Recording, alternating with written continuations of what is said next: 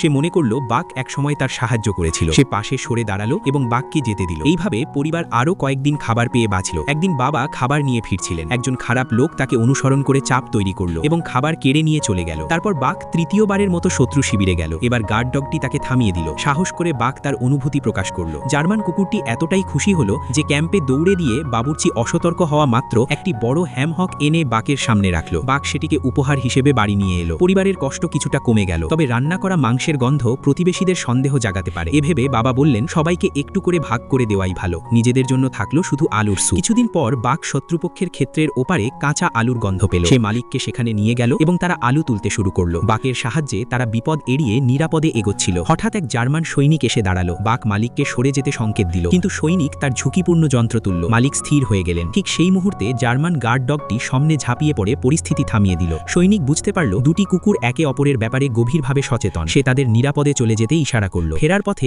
আগের সেই খারাপ লোকটি আবার এসে দাঁড়ালো। সে আলু এবং বাঘকে নিজেদের করে নিতে চাপ দিল। মালিক অস্বীকার করলেন। তখনই সৈনিক ফিরে এলো। খারাপ লোকটি ভয়ে সরে দাঁড়ালো, কিন্তু ভুলবশত একটি চাপা ডিভাইস সক্রিয় করে ফেলল। ঠিক তখনই পরিস্থিতি আরও বিপজ্জনক হয়ে উঠল। মালিককে বাঁচাতে বাঘ সামনে ঝাঁপিয়ে পড়ল এবং গুরুতরভাবে ক্ষতিগ্রস্ত হল। জার্মান কুকুরটি সৈনিককে থামাতে তার হাত আটকে রাখল। অবশেষে সৈনিক পিছিয়ে গেল এবং চলে গেল। মালিক এক বস্তা খালি করে আহত বাঘকে তার ভেতর রাখলেন এবং শহরের ডাক্তারের কাছে নিয়ে গেলেন। কিন্তু শেষ পর্যন্ত বাঘ শান্তভাবে থেমে গেল। যুদ্ধ শেষ হলে শহরবাসীরা বাঘের স্মৃতিতে একটি স্মারক নির্মাণ করল, সাহসের নীরব প্রতীক হিসেবে।